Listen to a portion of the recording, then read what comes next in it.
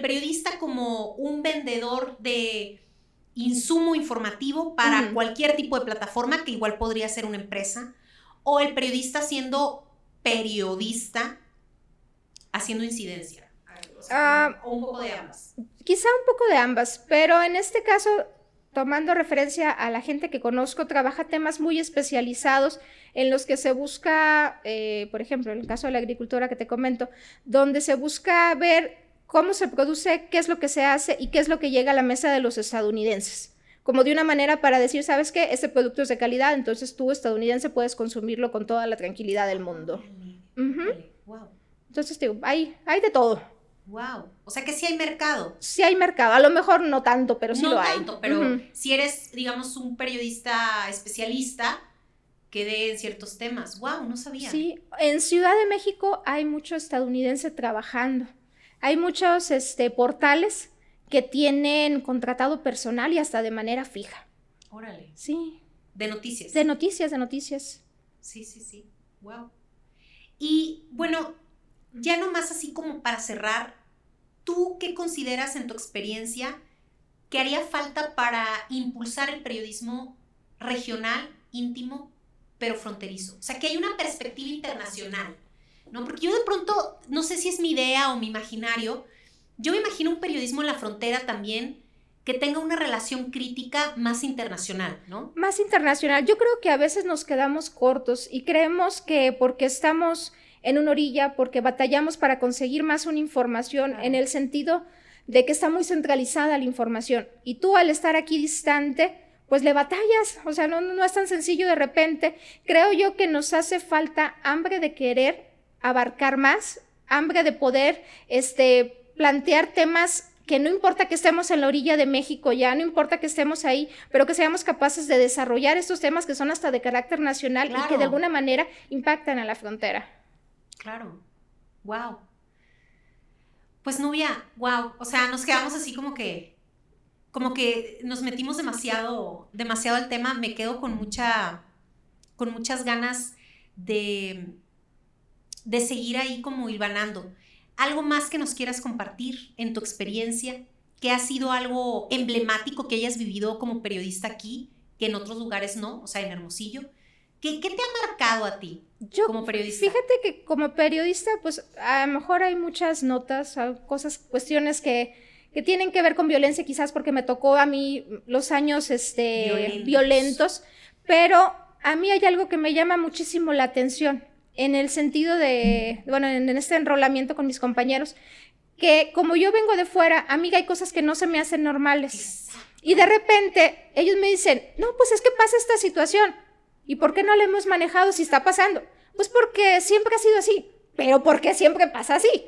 Entonces es siempre mirar las cosas como si nunca las hubieras visto para poder trabajarlas, wow. Para poder presentarlas.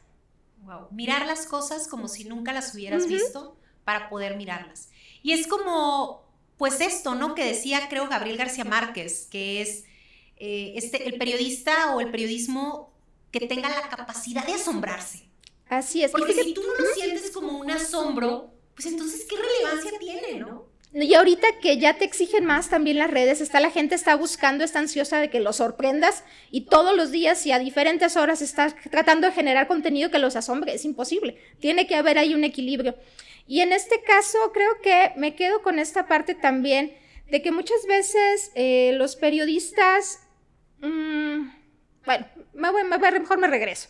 Me quedo con la idea de que necesitamos juventud, porque la mayoría, y eso también hay que reconocerlo, me estaba pasando, la mayoría de los periodistas que estamos aquí, yo me forjé en esto, yo estudié literatura, la mayoría de mis compañeros están formados netamente en la calle, entonces a mí se me hace, también es un fenómeno interesante de que no hay personas que hayan estudiado comunicación, y no porque no, o periodismo, o no porque no hayan estudiado, no sean capaces, no, esas personas se han formado en la calle y con base en el puro ejemplo. Entonces creo que si llegamos con esta chispa y llegamos con esta escuela de cómo producir y cómo presentar y cómo también llegar a desarrollar temas de investigación, estamos en una etapa, para mí, pese a que tiene años, estamos todavía en una etapa incipiente y creo que tenemos que ir por esa parte que nos falta. A ver, pero estamos en una etapa incipiente no nada más en Nogales. en Sonora estamos en una etapa incipiente. Sí, o sea, y aún así veo que todavía un poquito por más de ejemplo, chispas. No, porque por ejemplo, en Guadalajara, en la Ciudad de México y en otros países, las escuelas de comunicación y periodismo tienen una larga tradición de práctica reporteril. O sea, se suda. Entonces, en Sonora, la verdad, ha sido un tema que no ha sido tema, déjame decirte. Sí. Es decir, ha costado mucho trabajo. La primera escuela de periodismo es la Universidad Quino, que está en Hermosillo, que es una universidad privada jesuita. Y luego le seguiría la Universidad de Sonora, que abre por presión, ¿no? Junto con la UNO. Bueno, primero estaba la UNO y después abre la Universidad de Sonora la carrera de Ciencias de la Comunicación. Y, bueno, consecutivamente ha habido muchos programas de Ciencias de la Comunicación a lo largo y ancho de Sonora en escuelas privadas. Entonces, pero eso también, Nubia, nos habla de qué tanta importancia se le tiene pues, al periodismo indirectamente, ¿no? Porque si no hay formación para cómo generas pensamiento crítico periodístico. Y fíjate que aquí tú respóndeme esto, ahora te la cambio, ahí te va la batuta, no, en ese sentido, porque teniendo estas escuelas privadas de periodismo, a mí me ha tocado ver más trabajo en esta zona o personas que han destacado, que han salido de estas escuelas privadas que las que salen de la universidad. Y yo no creo que en la Universidad de Sonora se estén quedando cortos en su formación. Pero no sé qué sea lo que pasa. No, lo que pasa es que, acuérdate que lo que pasa con las carreras de ciencias de la comunicación es que los que toman el eje los programas de comunicación tienen ejes especializantes. Entonces el eje especializante de periodismo es muy pequeño.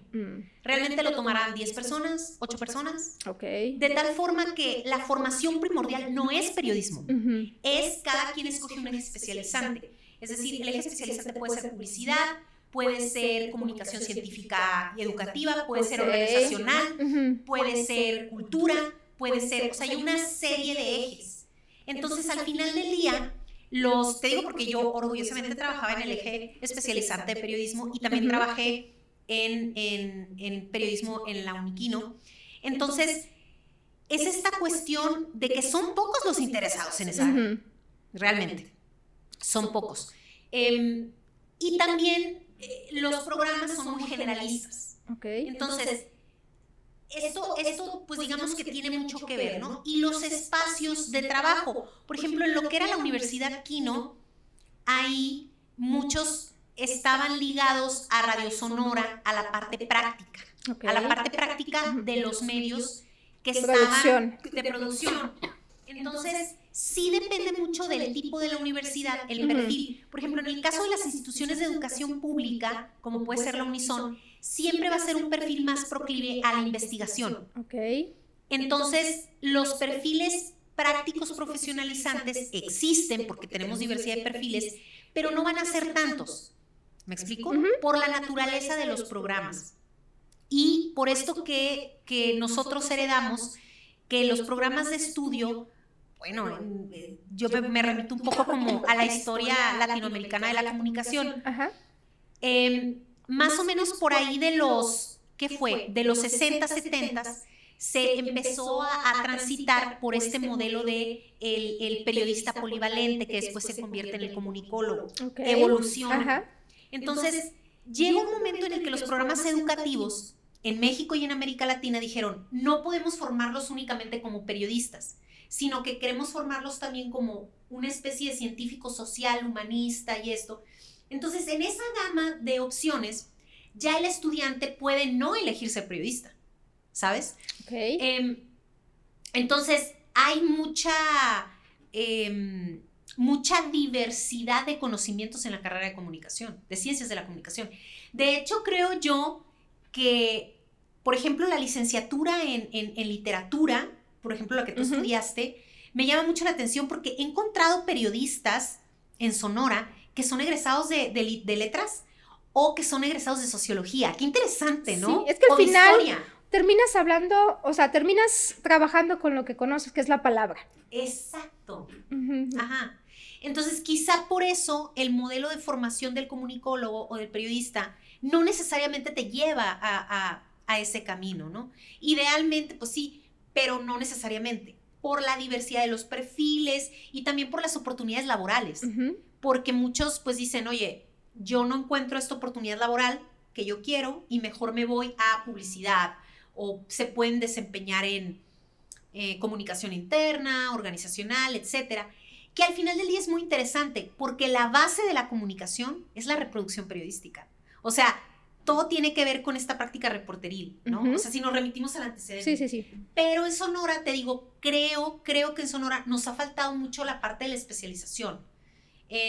Y eso, pues, tiene muchísimo que ver con el empuje. Y luego necesitamos también tener como redes en los medios de comunicación para que puedan practicar allí y darles prácticas. Por ejemplo, en España, cuando estuve haciendo una estancia de investigación allá se les pagaba a los estudiantes para hacer prácticas en las radios y en las televisoras españolas. Y aquí ni siquiera para el camión, ¿verdad? Y aquí pues no tenemos, o sea... No está esa cultura. No tenemos esa cultura, ¿no? Digo, a mí me encantaría porque sería lo justo.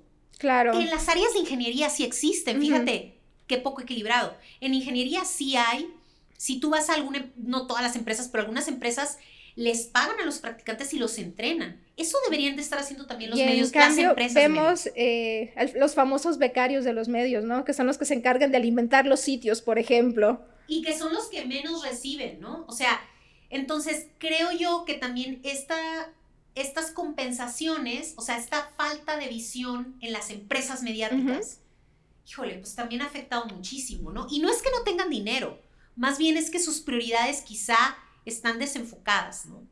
Así es, creo que como medios nos falta muchísimo en esa parte. Una, te digo, terminar de profesionalizarnos, y dos, terminar de empujar y también de promover a las nuevas generaciones. Porque también el periodismo se hace viejo. Así es. El periodismo, no uno. Bueno, Nubia Uriarte, muchas gracias por haber estado aquí en Voces de la Frontera. Te esperamos en otra próxima emisión. Esperamos que con más gente para poder dialogar sobre este y otros temas. Gracias por acompañarnos. Que fue una experiencia muy grata. Muchísimas gracias. Gracias. Esto fue Voces de la Frontera. Soy Dolores Aragón y nos vemos en la próxima emisión, en el próximo episodio.